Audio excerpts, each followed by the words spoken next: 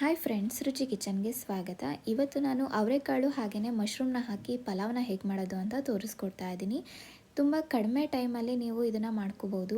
ಟಿಫನಿಗಾಗಿರ್ಬೋದು, ಲಂಚ್ಗಾಗಿರ್ಬೋದು ಅಥವಾ ಡಿನ್ನರ್ಗಾಗಿರ್ಬೋದು ಇದನ್ನು ಮಾಡ್ಕೊಂಡು ತಿಂದು ನೋಡಿ. ತುಂಬಾ ಚೆನ್ನಾಗಿರುತ್ತೆ, ಹಾಗೆಯೇ ಮಾಡೋದು ಅಷ್ಟೇ ಈಸಿ. ಇಲ್ಲಿ ನಾನು 1 ಲೋಟ ಅಕ್ಕಿಯಿಂದ ಪಲಾವ್ನ ಮಾಡ್ತಾ ಇದ್ದೀನಿ. ಇದಕ್ಕೆ ಫಸ್ಟಿಗೆ ಪೇಸ್ಟ್ಗೆ ರೆಡಿ ಮಾಡ್ಕೊಳ್ಳೋಣ. ಒಂದು ಮಿಕ್ಸಿ ಜಾರ್ಗೆ ನಾನಿಲ್ಲಿ 1 ಬೆಳ್ಳುಳ್ಳಿನ ಸುಲಿದಿಟ್ಕೊಂಡಿದ್ದೀನಿ.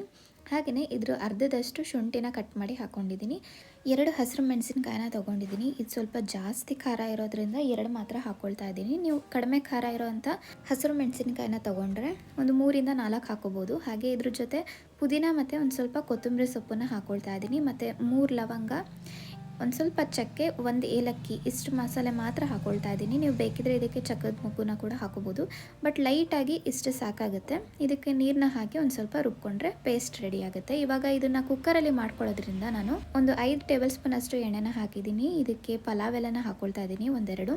ಹಾಗೆಯೇ 1-2 ಈರುಳ್ಳಿನ ಕಟ್ ಮಾಡಿ ಹಾಕ್ಕೊಳ್ತಾ ಇದ್ದೀನಿ. ನೀವು ಮೀಡಿಯಮ್ ಸೈಜ್ ಅಥವಾ ಸಣ್ಣ ಸೈಜ್ ಈರುಳ್ಳಿ ಆದರೆ ಒಂದು 3ರಿಂದ 4 ಈರುಳ್ಳಿನ ಕಟ್ ಮಾಡಿ ಹಾಕೋಬೋದು. ಈರುಳ್ಳಿ ಒಂದು ಸ್ವಲ್ಪ ಫ್ರೈ ಆದ ಕೂಡಲೇ ಇದಕ್ಕೆ ಒಂದು 1/4 ಟೀ ಸ್ಪೂನ್ ಅಷ್ಟು ಅರಿಶಿನ, ಹಾಗೆಯೇ 1 ಟೀ ಸ್ಪೂನ್ ಅಷ್ಟು ಧನಿಯಾ ಪುಡಿನ ಹಾಕ್ಕೊಳ್ತಾ ಇದ್ದೀನಿ. ಖಾರದ ಪುಡಿ ನಾನೇನು ಹಾಕ್ಕೊಳ್ತಾ ಇಲ್ಲ, ರುಬ್ಬೋದಕ್ಕೆ ಹಸಿರು ಮೆಣಸಿನಕಾಯಿ ಹಾಕ್ಕೊಳ್ಳೋದ್ರಿಂದ. ಇದನ್ನು ಒಂದು ಲೋ ಫ್ಲೇಮಲ್ಲಿ ಇಟ್ಕೊಂಡು ಫ್ರೈ ಮಾಡಿದ್ದಾದಮೇಲೆ ಇದಕ್ಕೆ ಸಣ್ಣ ಸೈಜ್ ಟೊಮಾಟೋನ ಕಟ್ ಮಾಡಿ ಹಾಕ್ಕೊಳ್ತಾ ಇದ್ದೀನಿ.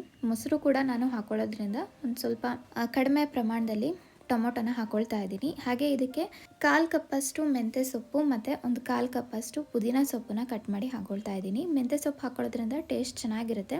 ಈ ಪುದೀನ ಮತ್ತು ಮೆಂತ್ಯ ಸೊಪ್ಪನ್ನ ಹಾಕ್ಕೊಂಡಿದ್ದಾದಮೇಲೆ ಒಂದು ಸ್ವಲ್ಪ ಚೆನ್ನಾಗಿ ಫ್ರೈ ಮಾಡ್ಕೋಬೇಕು. ಫ್ರೈ ಮಾಡ್ಕೊಂಡಿದ್ದಾದಮೇಲೆ ಇದಕ್ಕೆ ರುಬ್ಬಿರೋ ಅಂಥ ಪೇಸ್ಟ್ನ ಹಾಕಿ ಒಂದು 2 ನಿಮಿಷ ಲೋ ಫ್ಲೇಮಲ್ಲೇ ಇದನ್ನು ಫ್ರೈ ಮಾಡ್ಕೊಳ್ಳಿ. ಇದು ಸುತ್ತಲೂ ಎಣ್ಣೆ ಬಿಟ್ಕೋಬೇಕು, ಆ ಥರ ಇದನ್ನು ಫ್ರೈ ಮಾಡ್ಕೋಬೇಕು. ಇವಾಗ ಚೆನ್ನಾಗಿ ಎಣ್ಣೆ ಬಿಟ್ಕೊಂಡಿದೆ, ಹಾಗೆಯೇ ಹಾಕಿರುವಂಥ ಮಸಾಲೆನೂ ಅಷ್ಟೇ ಫ್ರೈ ಆಗಿದೆ.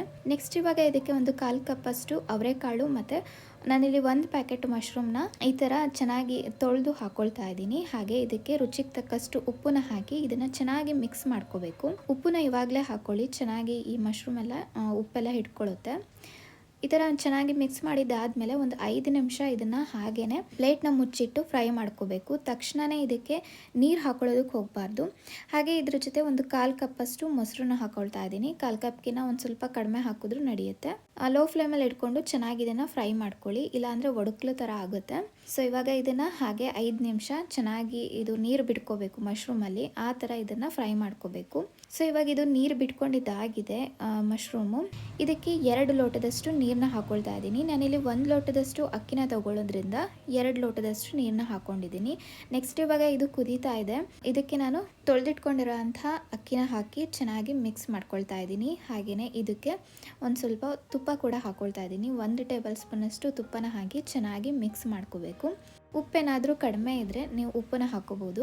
ಈ ಟೈಮಲ್ಲಿ ಟೇಸ್ಟ್ನ ನೋಡಿ, ಒಂದು ಸ್ವಲ್ಪ ಉಪ್ಪು ಜಾಸ್ತಿನೇ ಇರಬೇಕು, ಆವಾಗ ಉಪ್ಪು ಪಲಾವ್ಗೆ ಕರೆಕ್ಟಾಗಿ ಹೊಂದುತ್ತೆ. ಲಿಡ್ನ ಕ್ಲೋಸ್ ಮಾಡಿ 1-2 ವಿಷಲ್ನ ಕೂಗಿಸಿ 10 ನಿಮಿಷ ಅಥವಾ ಒಂದು 1/4 ಗಂಟೆ ತಣ್ಣಗಾಕೆ ಬಿಟ್ಟಿದ್ದೆ. ಸೊ ನೋಡ್ಬೋದು, ಮಶ್ರೂಮ್ ಹಾಗೆಯೇ ಅವರೆಕಾಳು ಪಲಾವ್ ರೆಡಿಯಾಗಿದೆ. ಇದು ವಿಷಲ್ ಹೋಗಿದ ತಕ್ಷಣ ಈ ಕುಕ್ಕರ್ ಲಿಡ್ನ ಓಪನ್ ಮಾಡಬೇಡಿ, ಒಂದು 1/4 ಗಂಟೆನಾದರೂ ಬಿಟ್ಟರೆ ಪಲಾವ್ ಎಲ್ಲ ಚೆನ್ನಾಗಿ ಹೊಂದ್ಕೊಳ್ಳುತ್ತೆ. ಸೊ ಇವಾಗ ಬಿಸಿ ಬಿಸಿಯಾದಂತಹ ಹಾಗೆಯೇ ರುಚಿಯಾದಂತಹ ಅವರೆಕಾಳು ಮತ್ತು ಮಶ್ರೂಮ್ ಪಲಾವ್ ರೆಡಿಯಾಗಿದೆ. ನೀವು ಕೂಡ ನಿಮ್ಮನೇಲಿ ಈ ಸಿಂಪಲ್ ಆಗಿ ಮಾಡುವಂಥ ಮಶ್ರೂಮ್ ಮತ್ತು ಅವರೆಕಾಳು ಪಲಾವ್ನ ಟ್ರೈ ಮಾಡಿ ನೋಡಿ. ಹಾಗೆ ಹೇಗೆ ಬಂತು ಅಂತ ನನಗೆ ಕಮೆಂಟ್ಸ್ ಮುಖಾಂತರ ತಿಳಿಸಿ. ಇದನ್ನು ನೀವು ಮೊಸರು ಬಜ್ಜಿ ಜೊತೆ ಕೂಡ ಸರ್ವ್ ಮಾಡಿಕೊಡ್ಬೋದು, ಅಥವಾ ಹಾಗೆ ಕೂಡ ಸರ್ವ್ ಮಾಡಿಕೊಡ್ಬೋದು ಒಂದು ಸ್ವಲ್ಪ ತುಪ್ಪ ಹಾಕಿ. ಹಾಗೆ ಈ ರೆಸಿಪಿ ಇಷ್ಟ ಆದರೆ ಲೈಕ್ ಮಾಡೋದನ್ನು ಮರಿಬೇಡಿ. ಮತ್ತಷ್ಟು ರೆಸಿಪಿಗೋಸ್ಕರ ನನ್ನ ಚಾನಲ್ನ ಸಬ್ಸ್ಕ್ರೈಬ್ ಮಾಡ್ಕೊಳ್ಳಿ. Thank you.